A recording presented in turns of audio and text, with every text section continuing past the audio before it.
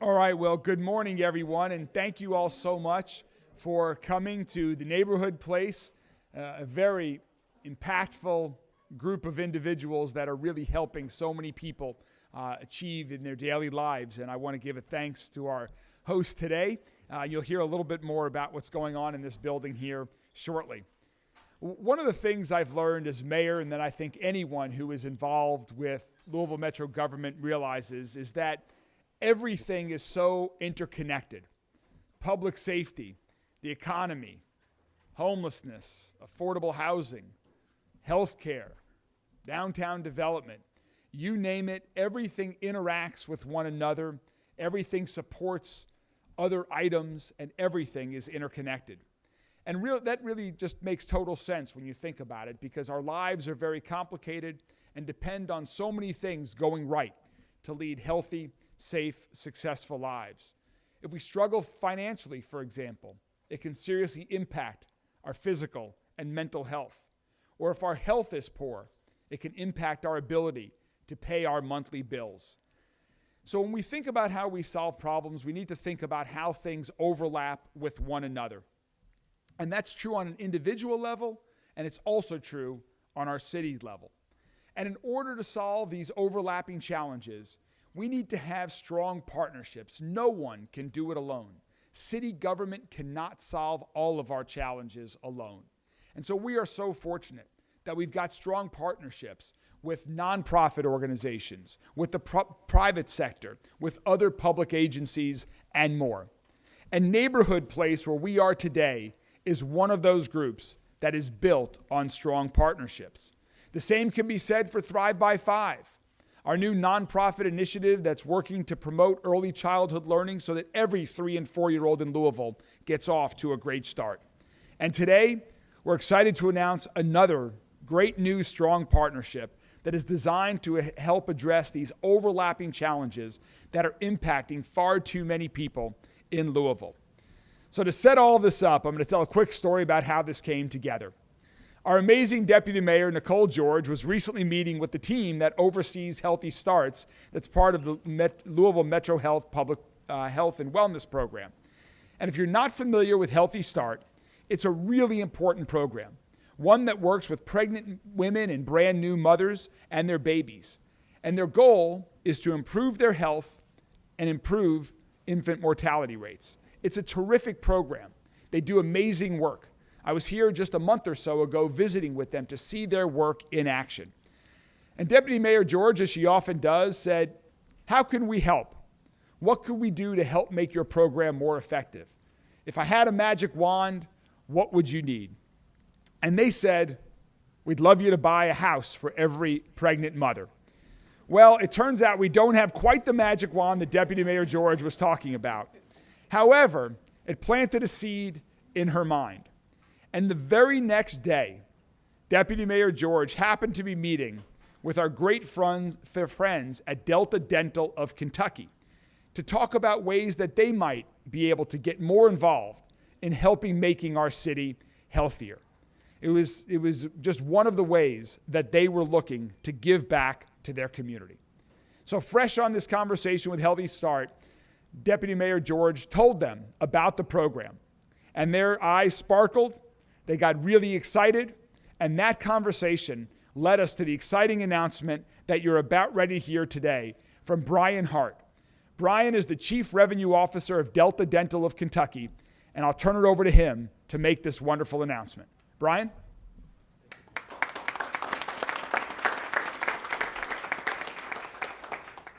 At Delta Dental, we talk a lot about smiles and the power of smiles. And we provide financial assistance to a lot of dental clinics throughout the city and the state. And we see and hear firsthand the transformation that occurs in a person's life when they feel confident about their smile, what it means for their life, what it means for job prospects, what it just means for their self-confidence.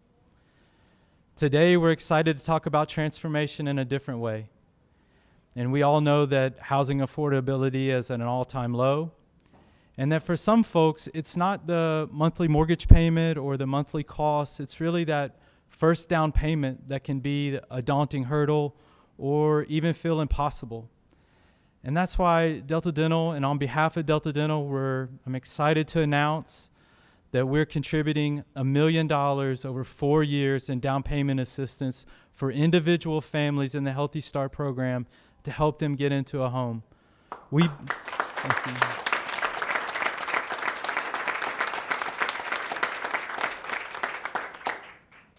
Just as I mentioned, the transformation that comes from believing in your smile, we believe in the transformation, the generational transformation that comes from owning your own home, and the sense of pride and ownership that comes from that journey.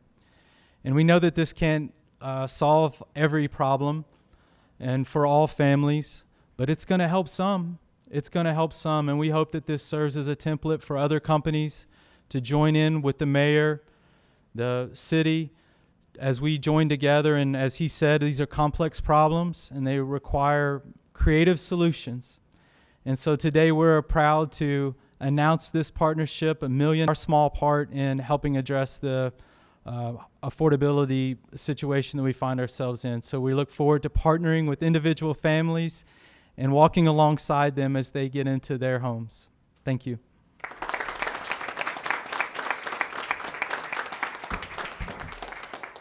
Thank you so much, Brian. The $1 million gift from Delta Dental of Kentucky is truly going to improve so many lives in our city. It's going to improve the lives of new mothers who are starting families or expanding their families, to give them that affordable and quality home that they need to be the foundation for a safe, healthy, successful family. This is truly, truly changing lives. So thank you, Brian. Thank you, everyone at Delta Dental who helped make this happen. To Jude and everyone else that's part of the Delta Dental team, thank you all so much. This is absolutely amazing. And to talk a little bit more about the program and what this means, you're going to hear from 2 more folks that are working every day to make our city a healthier city. First, Connie Mendel, who's the Chief Health Strategist for Louisville Public Health and Wellness. And then following Connie will be Aaron Waddell, who works in the financial empowerment area with the Healthy Start program. So Connie and then Aaron, please join us.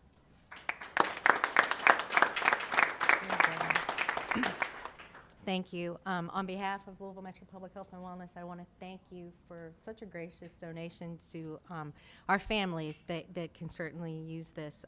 And I also want to thank our Department of Resilience and Community Services and the Financial Empowerment Program, just to help our Healthy Start families achieve more financial success and stability. Our Healthy Start program works to improve health outcomes for babies and parents, and most importantly, reduce infant mortality, the rates of which in Jefferson County are way too high, particularly when we look at our Black infants who it has some of the highest mortality rates in Jefferson County in the Kentucky, and higher than nationwide averages. So our Black infants are almost twice as likely to die within the first year of life. So these are things that our Healthy Start program works diligently to improve, along with maternal health, healthy mothers, healthy babies, healthy families. So we know that housing instability can be a great cause of stress, mental anguish, which then impacts your physical health. So these are root causes and also related to potentially inadequate health care, health accessibility. These are all crucial things for our families, so we certainly want healthy families. In addition to that, studies have found that housing, again, insecurity leads to negative impacts on the family health. So it can prevent someone from making prenatal visits. It can increase the likelihood in delivery complications, including studies show preterm birth, low birth weights, and preeclampsia, which is a pregnancy complication marked by high blood pressure and signs of organ failure. So all of these can be stress-related. So this donation helps to remove that barrier. And it's just another great example of a partnership within Metro government, within our departments, and us ultimately helping to save lives. So I also wanted to introduce Juliana Clark, who's just going to say a couple words about our Healthy Start program. She's our community health manager, works very closely with our families. So, Juliana.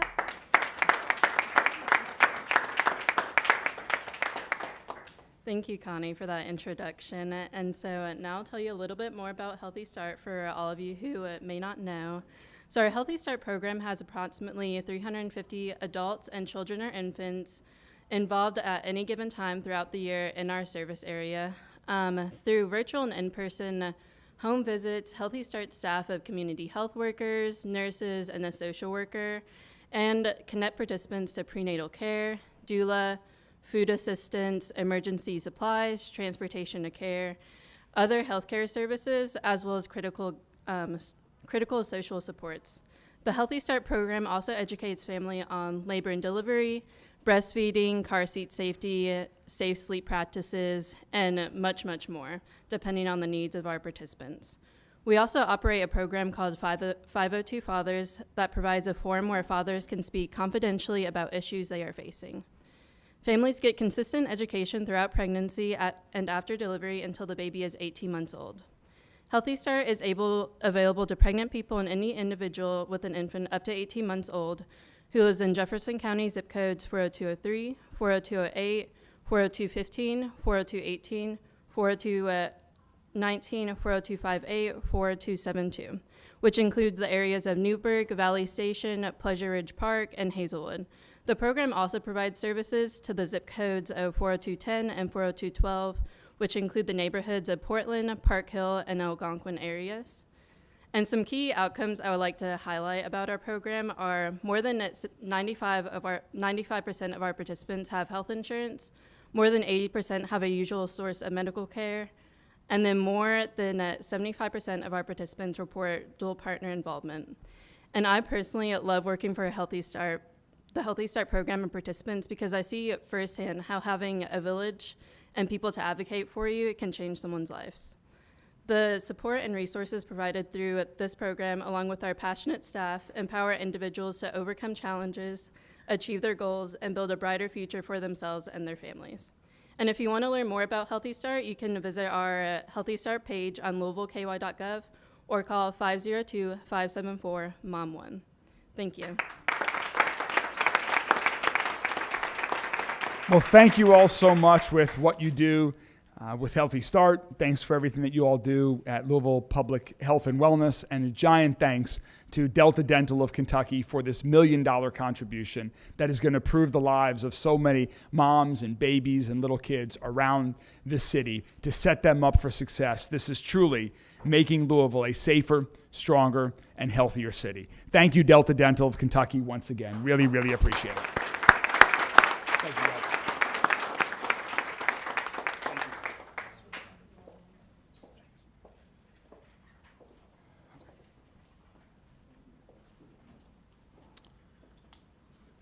More great news, progress. As we've just talked about, housing is such an important part and is fundamental to everything that we do as a city. This announcement that we just made with Delta Dental of Kentucky is going to help in that regard. And one other area that is so fundamental and impacts so many other areas of life for everyone around our city is transportation. When we look at the way that people move around our city, it's clear that what transportation looks like today is very different than what it looked like 10 or 20 years ago, and it's probably incredibly different than what it's going to look like in 10 or 20 years from now. So we have to be ready. We have to plan better, we have to execute better, we have to think better, and we have to be better in transportation. So just as we're reimagining downtown and planning to reconfigure some of our streets from one way to two ways as we're looking to make improvements, we also need to examine how we approach transportation, infrastructure, and roads in every part of our city. It's something that I've been talking about since I first ran for mayor. And earlier this year, the budget that I proposed and that my colleagues on Metro Council behind me and their colleagues supported called for investing in creating a Department of Transportation. The Department of Transportation will be a unified team that will work on improving our transportation infrastructure, traffic, walkability, sustainability, and more. It'll work closely with TARC, state, and federal agencies that work on transportation with us. And it'll work hand in hand with the new Louisville Economic Development Alliance, because so much of what we do with respect to transportation impacts our economic development. It'll strengthen our economy and support the work that we're doing. The Metro Department of Transportation's job will be to make it easier for people and businesses to move around our city. Most importantly, to move around our city safely. And at the same time, to create neighborhoods that are improved because of the way that we have taken a new approach to designing roads and infrastructure. This is something that other cities have successfully done, and I'm excited about what this means for the future of our city right here in Louisville.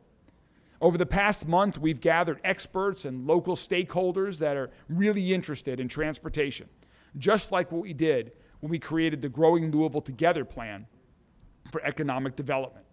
We've had great conversations with my colleagues on Metro Council, Councilwoman Purvis, Councilwoman Rui, Councilman Piagentini, who are here today, and others of their colleagues that have provided important input as we create this Department of Transportation.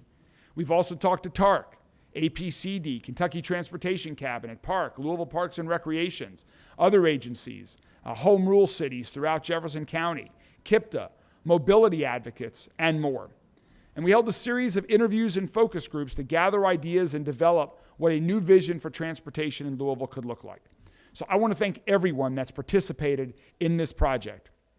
We'll continue to listen as we get to work, but now it's time to get to work. So we are taking the next steps today in establishing the process that will lead us to the Department of Transportation, which will be housed within Metro Public Works. So to talk a little bit more about our progress and where we're going, let me introduce our Executive Director of Louisville Public Works, Jennifer Commissar-Kern. Jennifer?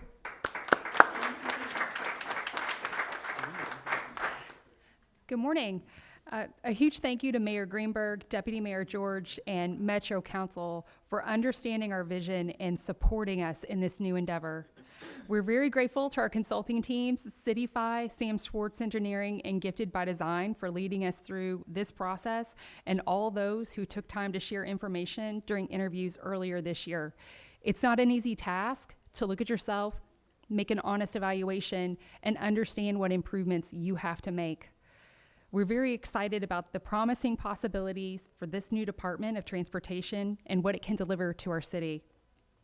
So, as the mayor said, beginning early in 2024, our consulting team invited stakeholders, including Metro Council, APCD, the Kentucky Transportation Cabinet, KIPTA, TARC, PARC, Parks, department leaders, employees, suburban city leaders, and our mobility advocates to join in interviews and focus groups to share ideas on their vision for transportation in Louisville Metro. This model's been implemented in many cities, including Atlanta, Chicago, Denver, Nashville, New York, and Seattle, just to name a few. Successfully restructuring transportation functions similarly is a strategy to achieve their infrastructure goals. So what are our expected benefits of doing this? So establishing a consolidated Department of Transportation in the city capitalizes on our existing leadership, talent, transportation resources, and will extend immediate benefits to Metro. Integrating planning with the other transportation functions will advance our comprehensive planning goals and our community outcomes. Streamlining project processes and decision-making will mitigate delays and lead to cost savings. Improved coordination and oversight will foster greater accountability and transparency, and standardizing procedures that optimize our resources will result in enhanced operational efficiencies. Reorganization and realignment will not only improve Louisville Metro's management of current transportation initiatives, but also support future growth and transportation innovation in Louisville Metro. So we invite you to read the final recommendations for yourself. Those are available at louisvilleky.gov/Metro DOT. Thank you.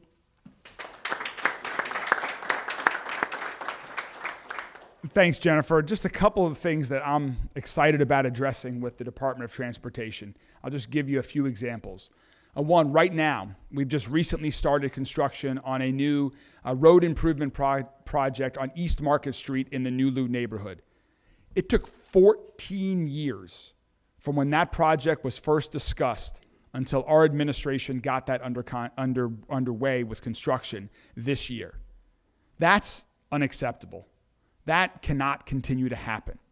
With the new Department of Transportation, one of the things that we're going to do is to have a dedicated project manager that when a project first comes up, this project manager will be assigned to see it all the way through, every phase of development, from public input and engagement to design to construction.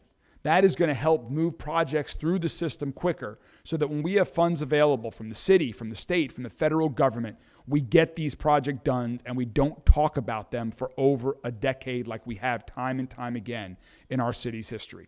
So that's one thing I'm excited about, the ability to get the projects done quicker. And also the second is with respect to planning. We need to think about growth throughout our entire community. We should be proactive with growth to support development in areas where we want to encourage development, not just with roads, but with sidewalks, with trees, with other infrastructure that improves neighborhoods and communities, and not feel like we're always reacting after growth happens, after new neighbors or existing neighbors complain about traffic or accidents or unsafe road conditions that have occurred. Let's think proactively, and this Department of Transportation is going to help us think about that throughout the entire city. I know that's one thing that's important to many of our Metro Council friends, including Councilman Piagentini, who's one of our colleagues here with us today. Councilman Piagentini? Yeah, just real quick, first of all, I want to thank the mayor for continuing to collaborate with Metro Council. Things like roads and infrastructure are critical primary functions of local government.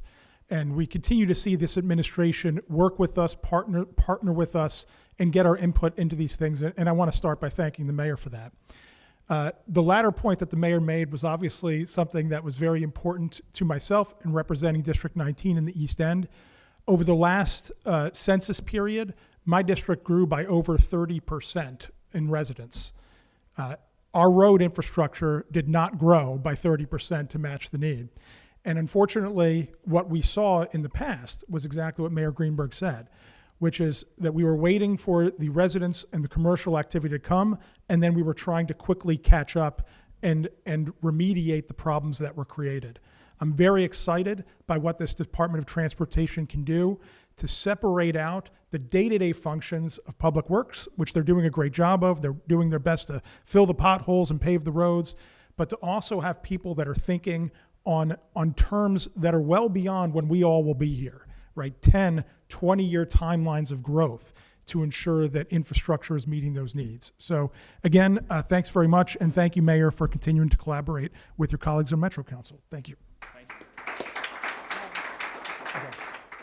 And another great partner on this effort and more is, you're the chair of the committee, right? The chair of the Transportation Committee in Metro Council, Councilwoman Donna Purvis.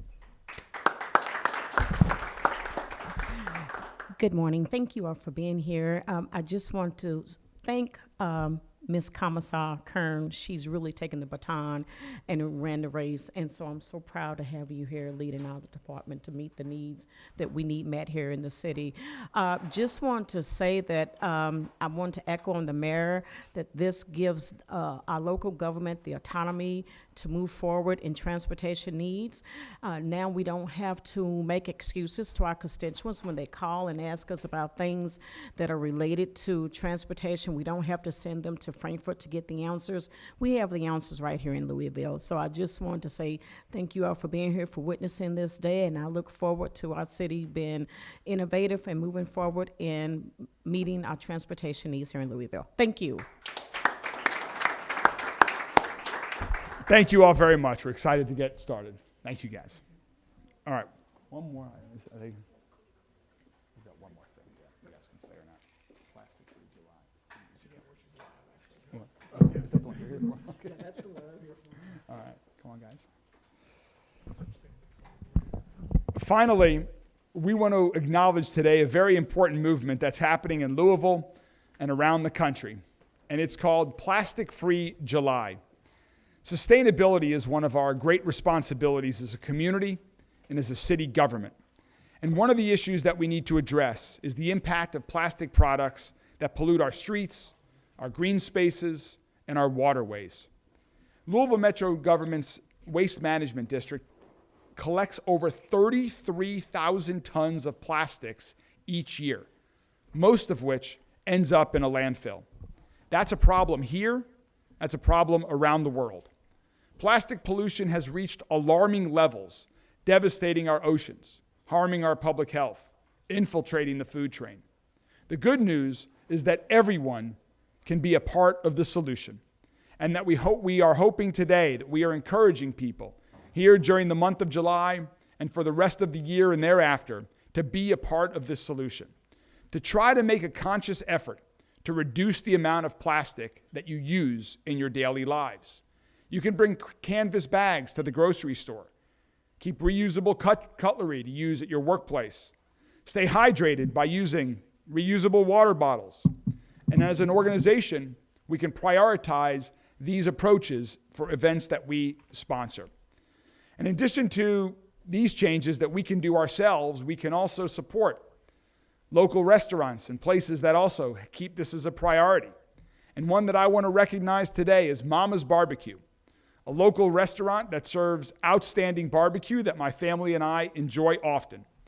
They use plant-based products such as forks, plates, straws, bags, and cups. And Mama's is one of several restaurants in Louisville that have made the smart and responsible choice to provide biodegradable to-go materials and eliminate plastic waste.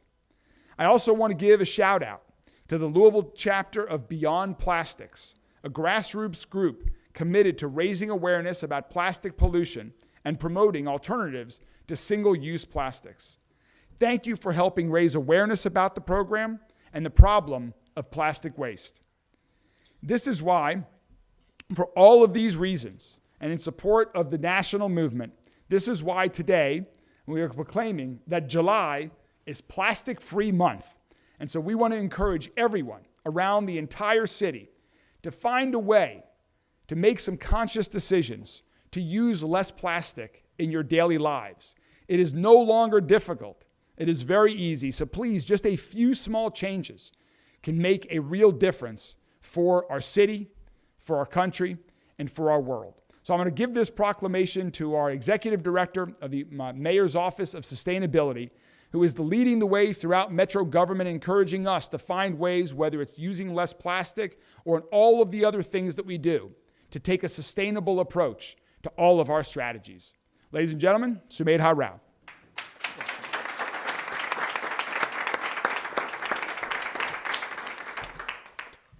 Good morning, everyone. As the mayor's mentioned, the production, use, and disposal of plastics cause significant harms to health and the environment. And we recognize that this is a systemic issue. It's going to require innovative solutions from the industries and the producers of plastic to come up with alternatives.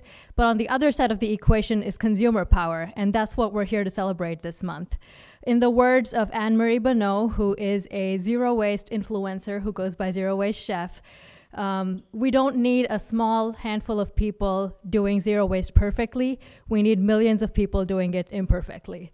And that's kind of the main message of this, is that we don't want anyone to feel pressured by the daunting task of going completely plastic free. But if everybody can choose a few actions that are easy for you to do and to encourage your friends to do the same, then we're going to start seeing really impactful things happen in our society. So I'd like to thank a lot of different partners today who are all here with us, who have helped us launch this campaign and who work year-round to get this message across to the community. I'd like to start by thanking Metro Council, specifically Council Member Batshon and Ruhi, for sponsoring a resolution last year that encourages the city to reduce its dependency on plastic.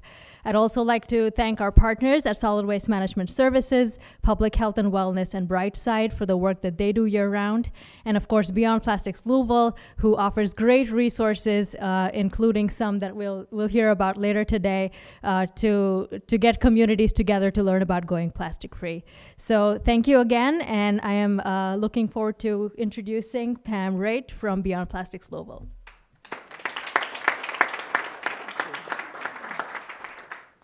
Hi, my name is Pam Raitt, and I'm representing Beyond Plastics Louisville chapter.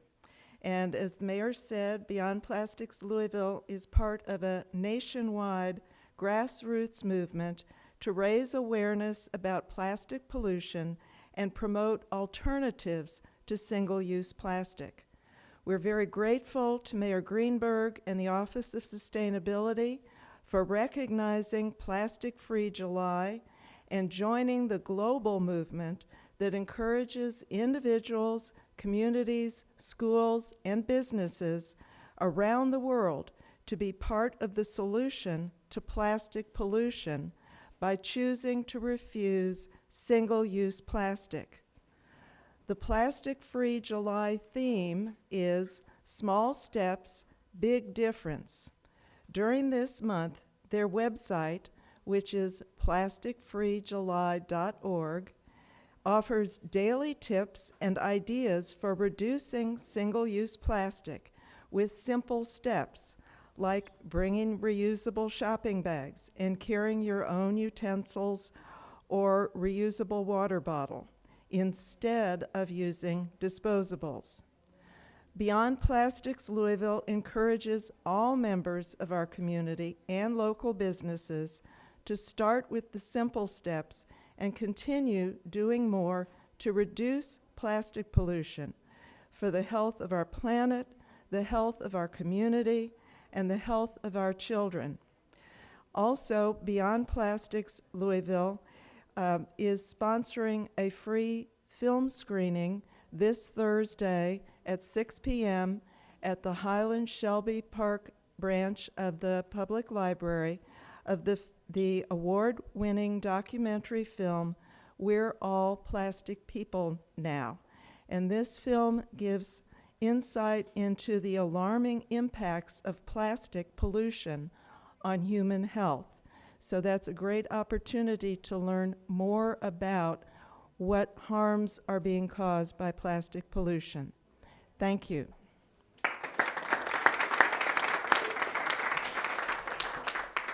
Thank you all very much for what you're doing here during Plastic Free July, and thanks for what you and your colleagues and all of your friends do as well year-round. I do hope people heed the challenge and make some of those small steps that you just heard about to take to truly make our city and world a safer place than it is today. Thank you guys very much. Really appreciate it. Thank you, Councilman Rui, also for your leadership in this effort. Really appreciate it. Thank you, guys. With that, I'll take a quick swig from my reusable cup, and then we'll answer any questions that you all have. Mm-hmm. Thank you.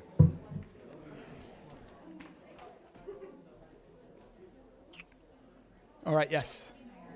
Regarding the new Department of Transportation, are there any projects you've identified as that will directly be benefited, streamlined, brought to the top of the pile that the new Department of Transportation will handle?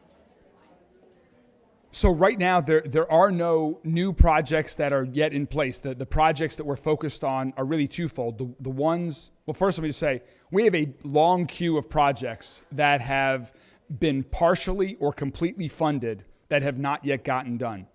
When I took office as mayor, I believe we had a $100 million backlog of funded projects that had not yet been completed because we didn't have enough engineers and other project managers within the Public Works Department that could help execute on these projects. So one big goal is to catch up, to get current. When we have federal and state funds available for improving our infrastructure in Louisville, we want to get those projects done as quickly as possible. So that is the priority first. And then at the same time, the new planning approach that we'll be taking through the Department of Transportation will work on that long-term planning that we talked about. So there's not like one new project that's going to happen as a result of the Department of Transportation. It's really a change in approach that will get projects done that have either been authorized or that are authorized in the future, get them done more quickly, and that will also improve our approach to planning and project management. Are any of those existing projects going to be prioritized? With the existing projects that are in our queue? Do you want to talk about those, Jen? I can answer that. Yes, certainly. So the model that the mayor mentioned is assigning, right now, the way that our projects work, we have an amazing team of planners, of engineers, but they're also responsible for things like managing entire programs like Complete Streets or Vision Zero or sidewalk programs. The idea is that we would have a dedicated project manager, and that would be their job. It is only projects. They are not getting sidelined with 15 other responsibilities and asking too much of them to change from one thing to the other day to day, 50 times a day. They take projects from start to finish. And it's that refocus, not reprioritization, but refocus on the way that we apply that effort towards getting projects done. We can also provide you with, we can provide you a list of sort of what the queue looks like and the timing of when some of these projects are going to happen. So we can follow up with that. Those project managers, are they new hires or are they just being moved? Well, some will be. We need more people in our Department of Public Works, Department of Public Transportation to be project managers. We need more project engineers. We have raised salaries for those individuals because competing with the private market was getting challenging, and so we want to make Louisville Metro government an employer of choice for folks that can help us improve the infrastructure. And the Transportation Department will be under Jennifer's leadership? Correct. So is it the opinion that the city has been missing out on potentially federal dollars that we could have been getting? No, actually, I think we've been getting the money. We have not been using the money. We have not been investing the money. So the money has been granted. It's been authorized. Our challenge is then investing the money in the projects that we want to do as rapidly as we possibly can. So this will help us continue to actually invest the federal and state funds that we are able to secure for improving Louisville's infrastructure. Mr. Mayor, do we have an idea of how much money we've been sitting on and could have been using or have? Well, as I mentioned, when I first took office, there was about $100 million of projects that had not yet been completed that were funded mostly through federal and state funds. Sunset on that dollars? Have we had to give back dollars? It's various different years. We have not had to give back dollars, and we do not plan to give back dollars. This will help ensure that doesn't happen. But more importantly, that as we look forward to the future, we'll be able to implement projects quicker. What's the status of that Belvedere 4th Street project? So we are making good progress on that right now. We've been working with Heatherwick Studio over the past couple of months, and we'll have an announcement about that in about the next month, about next phases of the project, for public engagement about the project, to release some initial designs. You should be hearing from us in about a month or so on that project. Could the Louisville DOT move up the timeline for something like the 9th Street reimagining or the Broadway reimagining? Do you want to answer that first? Okay, Joe. So both of those projects are underway in the planning stage. The way that the federal dollars work is that they're programmed by year. So you would have a planning phase followed by a design phase, utility, right-of-way, and construction. So you're limited in the way that those funds are allocated. But just to clarify, there's a big difference between those two projects right now. The 9th Street project, we have the funding for construction, so that is on its way to becoming a reality. On the Broadway All the Way project, the funding that we've received so far is for the planning stage. So that'll be completed, and then we'll need to reapply for the next phase once we have those plans in place for Broadway. So the 9th Street one will happen first. You should see movement on that within the next year or so. But would the DOT speed up something like that? We can get the work done quicker, then we can apply quicker for the next phase. Yes, that's the long-term hope. Mayor, the Safer Kentucky Act went into effect this week. Have you spoken with or given any orders to or directive to LMPD on enforcing any of these new laws, specifically the street camping law? Yeah. So House Bill 5 has a lot of new provisions. It has new provisions. A lot of it is about new changes in sentences.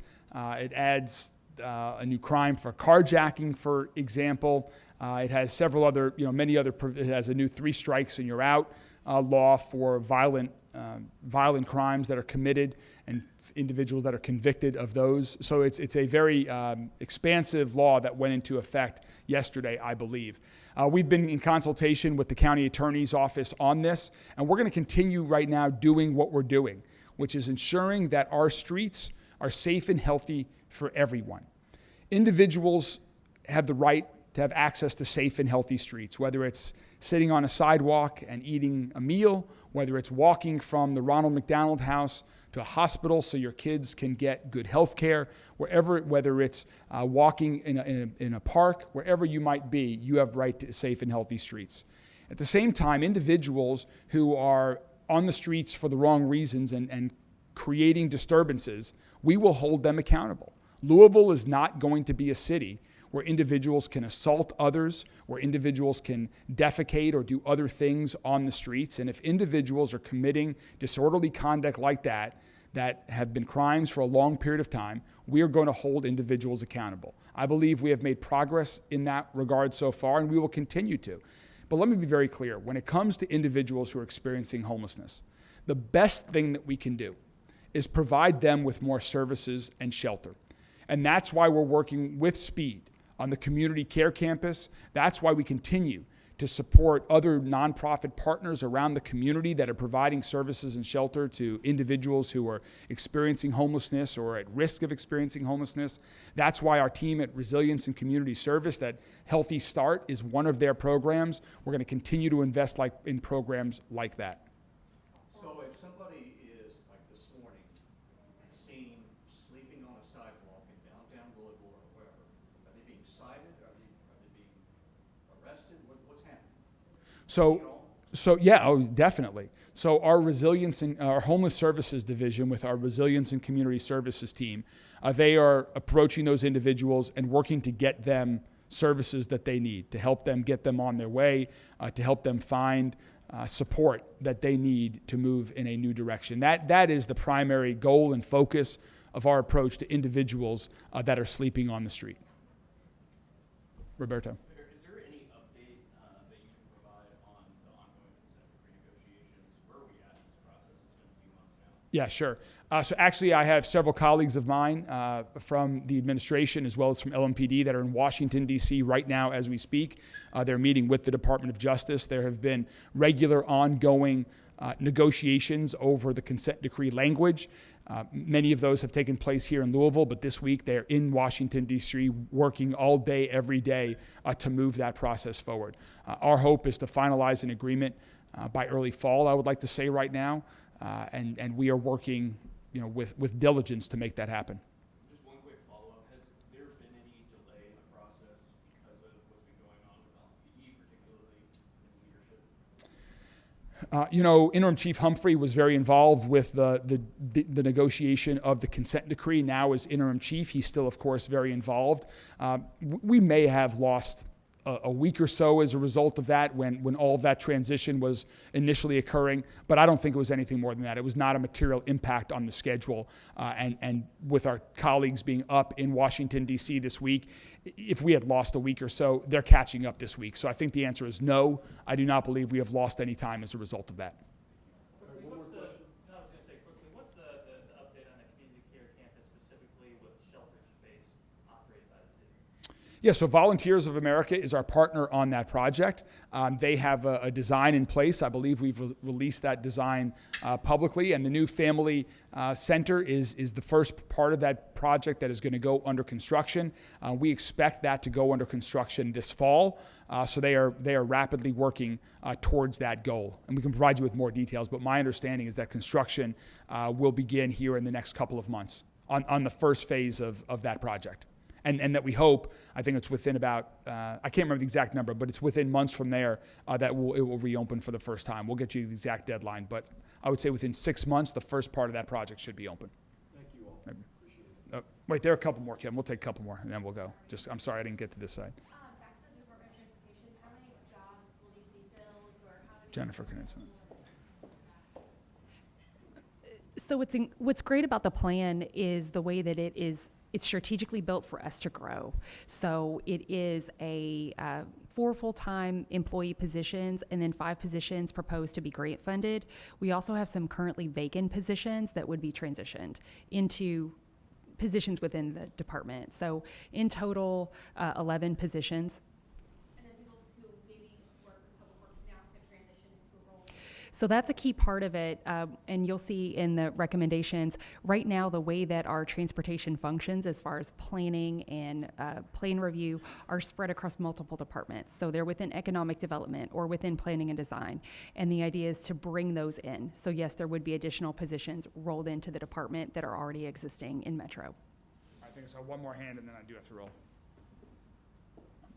That must have answered it. All right, thank you all very much. Have a great